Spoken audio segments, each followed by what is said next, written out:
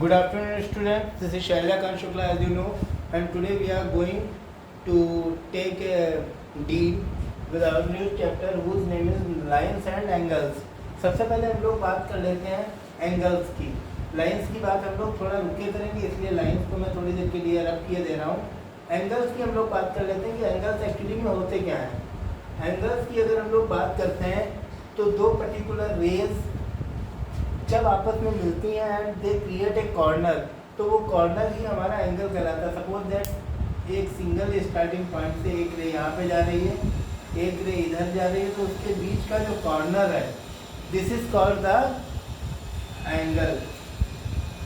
This is called the angle. और किस तरीके से हम लोग एंगल्स के साथ डील करेंगे, तो सबसे पहले चलिए हम लोग देख लेते हैं. We are going to evaluate the classification of the angles की एंगल्स कितने तरीके से बनाए जा सकते हैं. सबसे पहले हम लोग देखते हैं काइंड्स ऑफ एंगल्स या classifications of angles. Kinds of angles. तो काइंड्स ऑफ एंगल्स में एक्चुअली में बहुत तरीके के एंगल्स होते हैं. जैसे सबसे पहले हम लोग बात कर लेते हैं जीरो एंगल. अब आपको इसके नाम से ही क्लियर हो रहा है, this is the zero angle means कि एक स्ट्रेट लाइन बिल्कुल सीधी. तो ये कौन सा एंगल है? ये एक जीरो एंगल है. अब ज़रा ध्यान से देखिएगा क्योंकि इसके बाद में कुछ चीज़ें डिफरेंट आने वाली है. सेकंड आपके पास आता है acute angle. Acute angle. Acute angle means वो एंगल जिसकी वैल्यू 0 डिग्री से ज़्यादा है एंड 90 डिग्री से जो कम है, वो एंगल हमारे लिए कहलाएगा एक्यूट एंगल. दैट्स मीन कि ये जो एंगल है ये आपका कहलाएगा एक्यूट एंगल. अच्छा, 0 डिग्री एंगल की वैल्यू कितनी होती है? 0 होती है. एक्यूट डिग्री में जो एंगल है, सपोज कर लो उसकी वैल्यू x है, तो x की वैल्यू हमेशा 0 डिग्री से ज़्यादा होगी एंड 90 डिग्री से इसकी वैल्यू हमेशा कम होगी. तो ये आपका एक्यूट एंगल कहलाता है. आप इसमें एग्जांपल कितना भी डिग्री लिख लो, आप 60 डिग्री फॉर एग्जांपल, आप इसमें 60 डिग्री की बात कर लो, 30 डिग्री की आप बात कर लो, 70 डिग्री की बात कर लो, 89 डिग्री की आप बात कर लो, 74 डिग्री की आप बात कर लो. ये सारे एंगल्स एक्चुअली में एक्यूट एंगल के क्राइटेरिया में आते हैं. चलिए अब हम लोग आगे बढ़ते हैं हमारे नेक्स्ट टॉपिक की तरफ, जो कि है एक्यूट एंगल के बाद में कौन सा? नेक्स्ट है हमारा 90 डिग्री एंगल. तो थर्ड है हमारा right angle. Right angle.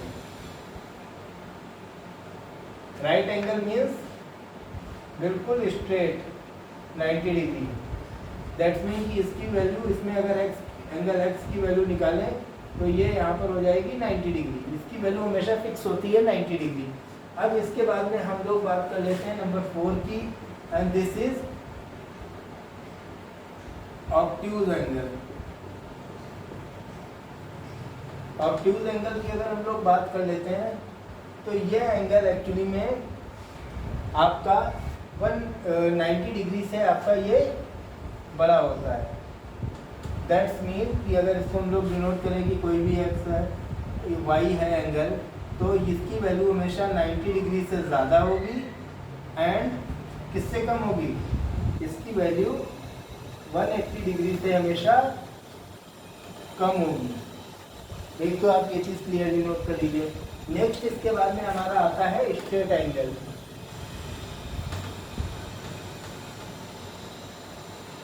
Next हमारा आता है स्ट्रेट एंगल.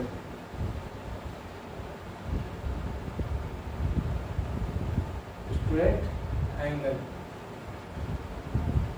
स्ट्रेट एंगल हमारा हमेशा 180 डिग्री का होता है.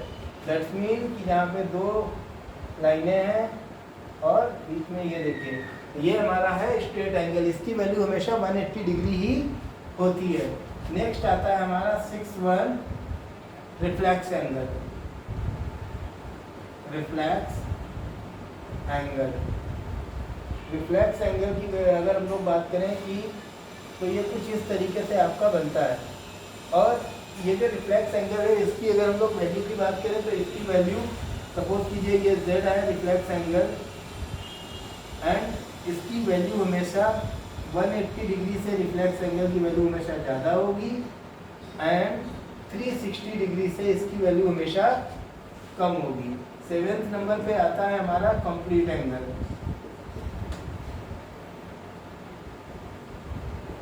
कंप्लीट एंगल, कंप्लीट एंगल की अगर हम लोग बात करते हैं तो इसकी वैल्यू हमेशा 360 डिग्री ही होगी, और यह भी बिल्कुल सिंगल रो से ही डिनोट किया जाएगा जैसे जीरो करते थे, बस फर्क कितना है। इसको हम लोग डिनोट करने के लिए इसके ऊपर एक सर्किल बना देंगे जिससे हमको पता चलेगा कि ये पूरा घूमा है। दैट्स मीन कि एक रे तो ये है और दूसरी रे भी इसी के ऊपर ही आ गई है, दैट्स मीन कि ये पूरा सर्किल घूम के आई है। तो that's why this is called the complete angle, और इसकी वैल्यू होती है 360 डिग्री। चलिए अब हम लोग इसके बाद में बात कर लेते हैं कुछ एंगल्स से कि जो कि बनते हैं किसकी वजह से, बनते हैं लाइंस की वजह से। चलिए अब हम लोग बात कर लेते हैं angles depend on the line.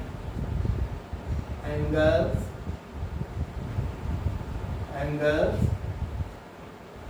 according to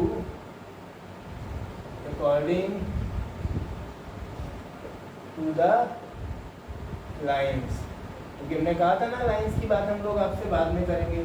चलिए अगर हम लोग देखते हैं कि एक दो लाइंस एक दूसरे को कम्प्लीटली इंटरसेक्ट करती हैं, मीन्स एक दूसरे को डिवाइड करती हैं पूरी तरीके से, तो एक हमारा रूल बनता है जब दो लाइनें एक दूसरे को कम्प्लीटली डिवाइड करती हैं तो अपोजिट एंगल्स हमेशा एक दूसरे के इक्वल होते हैं। 1 2 3 4 सपोज कीजिए ये नंबर्स है, तो एंगल 1 इज इक्वल टू हो जाएगा angle 3 and angle 2 is equal to हो जाएगा एंगल 4। और इसके साथ में हम लोग क्या कर सकते हैं, कुछ और चीज़ें भी हैं हमारे पास जो कि इसको और ज़्यादा कॉम्प्लिकेटेड बनाती हैं। वो ये है angle 1 plus angle 2 is equal to 180 degree, क्योंकि यहाँ पर देखिए तो ये बिल्कुल स्ट्रेट लाइन बन रही है। Second angle 2 plus angle 3 is equal to 180 degree, second logic. Third logic angle 3 plus angle 4 is equal to 180 degree, and last one angle 1 plus angle 4 is equal to 180 degree, और angle 1 plus angle 2 plus angle 3 plus angle 4 is equal to 360 degree होता है। ये आपके हैं laws जिनके आधार पर आपसे बहुत सारे क्वेश्चंस पूछे जाते हैं। आई डू होप कि ये सारी चीज़ें आपको इजीली समझ में आ गई हों। ये है आपका जब दो लाइंस एक दूसरे को इंटरसेक्ट करती हैं उस समय की बात। चलिए अब इसके बाद में कुछ और चीज़ें हम लोग उनको भी देख लेते हैं।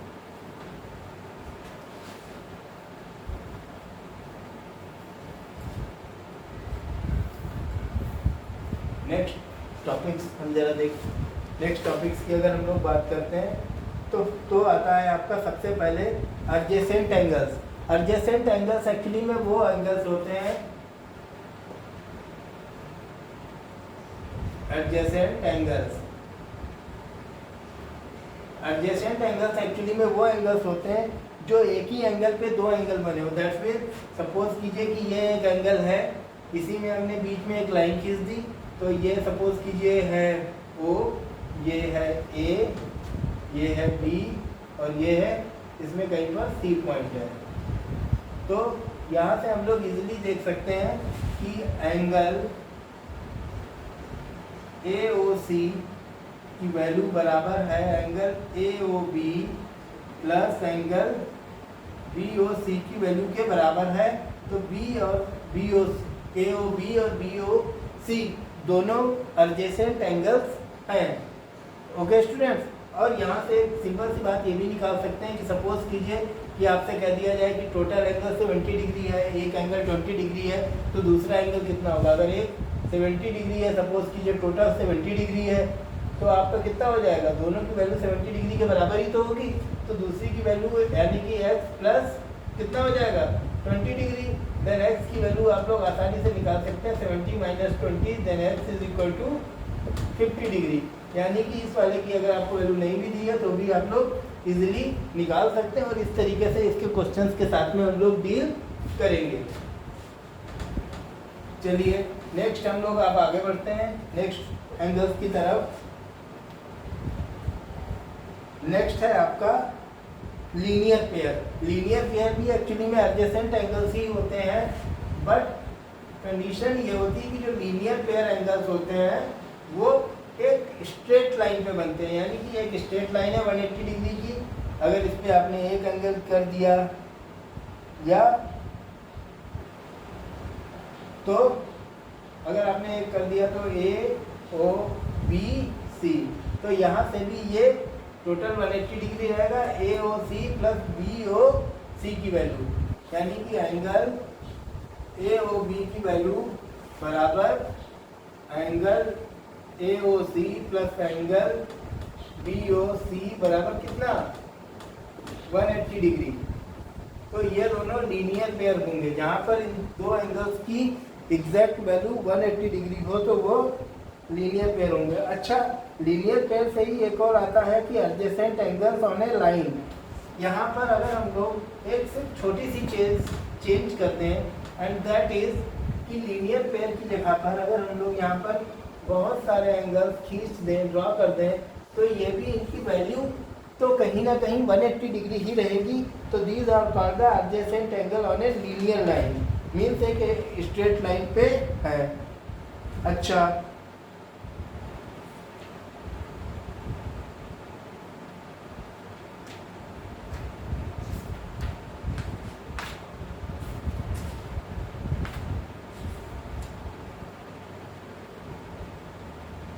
चलिए नेक्स्ट आपका टॉपिक आता है ट्रांसवर्सल। तो ट्रांसवर्सल वेव्स क्या होती हैं और किस तरीके से ये वर्क करती हैं, ये बहुत ही ज़्यादा इम्पोर्टेंट टॉपिक है। चलिए इसको ज़रा ध्यान से समझिएगा कि ट्रांसवर्सल जो लाइन्स होती हैं वो क्या होती हैं और किस तरीके से उसमें एंगल्स का डिवाइडेशन किया गया है। चलिए देखते हैं हम लोग। लास्ट टॉपिक है हमारा ट्रांसवर्सल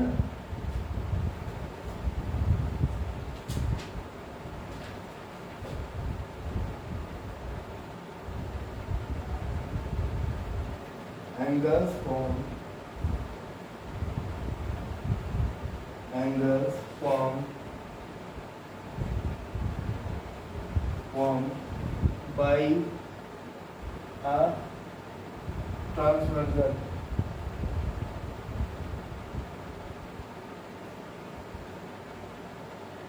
ट्रांसवर्सल। चलिए ट्रांसवर्सल की बात कर लेते हैं। तो यहाँ पे क्या होता है कि जब तो ऐसी लाइन जो एक दूसरे के पैरेलल हो, पैरेलल होने का मतलब ये है कि इन लाइंस को आगे या पीछे कहीं पर भी अगर अनंत काल तक मीन्स इनफाइनाइट डिस्टेंस तक बढ़ाया जाए या रेस किया जाए तो भी ये आपस में मिलती नहीं है, तो so that will be called the transversal wave. और यहाँ पर अगर आप कोई एक लाइन से इन दोनों को कट कर देते हैं तो यहाँ पर बहुत सारे आपके एंगल्स निकल के सामने आ जाते हैं। तो इन एंगल्स से ही रिलेटेड बहुत सारे लॉज हैं। आइए हम लोग उन लॉज को पढ़ते हैं और समझने की कोशिश करते हैं कि वो लॉज किस तरीके से वर्क करते हैं। सबसे पहले ये फिगर समझ लीजिए 1 2 3 4 एंड इसके बाद में 5 6 7 और ये 8। ये हमने एक्चुअली में एंगल्स डिनोट किए हैं ताकि आपको समझने में आसानी रहे। ठीक है, अब हम लोग बात कर लेते हैं कि इसमें कौन कौन से ऐसे एंगल्स हैं जो एक दूसरे के इक्वल होंगे। सबसे पहले हम लोग बात कर लेते हैं अल्ट्रानेट एंगल्स की। सबसे पहले हम लोग बात कर लेते हैं अल्ट्रानेट एंगल्स की। अल्ट्रानेट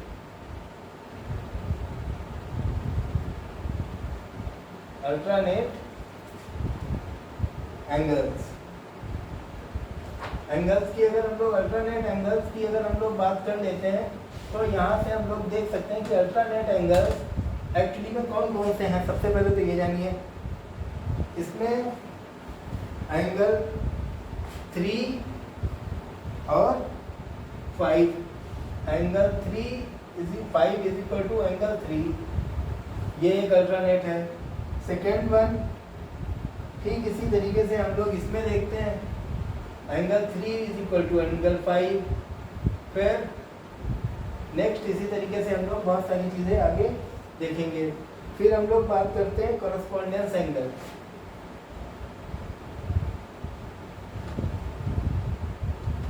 correspondent angle, corresponding angles. Correspondent angles की अगर हम लोग बात करते हैं तो जैसे 2 और 6 है, 6 की वैल्यू 2 की वैल्यू के बराबर होगी, सेम 1 की वैल्यू 5 की वैल्यू के बराबर होगी, ठीक है। 4 की वैल्यू 8 के बराबर, 3 की वैल्यू 7 के बराबर होगी। तो इस तरीके से बहुत सारे करस्पॉन्डिंग एंगल हम लोग के सामने आ जाते हैं। फिर आता है को इंटीरियर एंगल्स, फिर आता है आपका को इंटीरियर एंगल्स। को इंटीरियर एंगल्स, को इंटीरियर एंगल्स,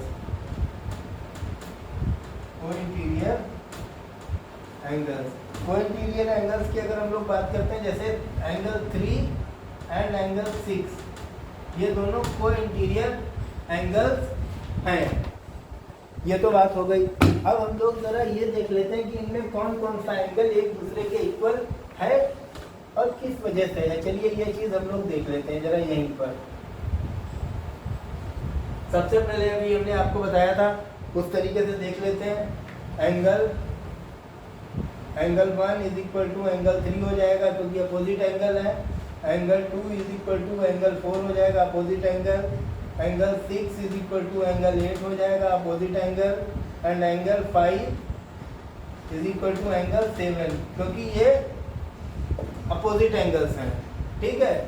इंटरेक्शन लाइन्स है, क्रॉस बिल्कुल बन रहा है, बिल्कुल उसी तरीके से जैसे हम लोगों ने बात की थी। तो ये हैं आपके अपोजिट एंगल्स। सेकेंड नंबर पे फिर हम लोग बात कर लेते हैं करस्पॉन्डेंस एंगल्स की कि वो कौन कौन से हैं। सबसे पहले 1 बराबर 5, यानी कि 1 बराबर 5 हो जाएगा, एक जैसे हैं। 4 बराबर 8 हो जाएगा। सेकेंड 2 बराबर 6 हो जाएगा, 3 बराबर 7 हो जाएगा। और इस तरीके से हम लोग ये बहुत सारे एंगल्स हैं जिनको हम लोग इक्वल कर सकते हैं।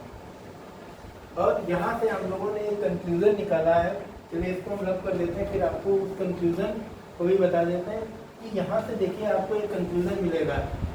Angle 1 is equal to angle 3, और 3 की वैल्यू किसके बराबर है? 3 की वैल्यू एंगल 7 के बराबर है, और एंगल 7 की वैल्यू एंगल 5 के बराबर है।